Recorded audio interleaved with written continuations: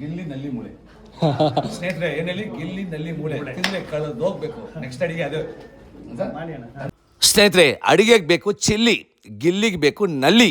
ಏನಂತೀರಾ? ಇವತ್ತು ನಲ್ಲಿ ಮೂಳೆ ಸಾರು ಗಿಲ್ಲಿ ಫೇವ್ರೇಟ್ ಫುಡ್ಡು. ಏನೇಳಿ ಗಿಲ್ಲಿ ಫೇವ್ರೇಟ್ ಫುಡ್ಡು ನಲ್ಲಿ ಮೂಳೆ ಸಾರು, ಬಿಸಿ ಬಿಸಿ ರಾಗಿ ಮುದ್ದೆ.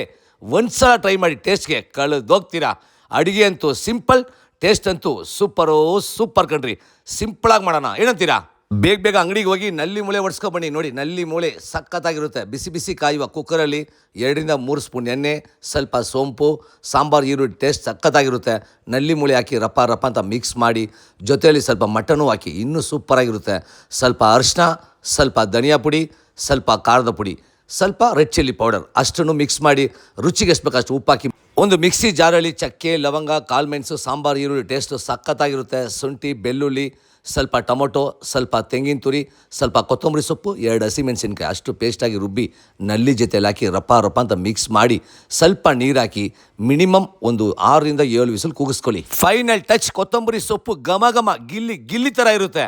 ಸ್ಟವ್ ಮುಂದೆ ನಿಂತಿರುವಾಗ ಲವ್ವಿಂದ ಕುಕ್ ಮಾಡಿ, ಸುಮಾರಾಗಿರೋ ಅಡುಗೆಯನ್ನು ಸೂಪರಾಗಿರುತ್ತೆ. ತಿನ್ಕೊಳ್ಳಿ, ಮಜಾ ಮಾಡ್ಕೊಳ್ಳಿ ಸ್ನೇಹಿತರೆ.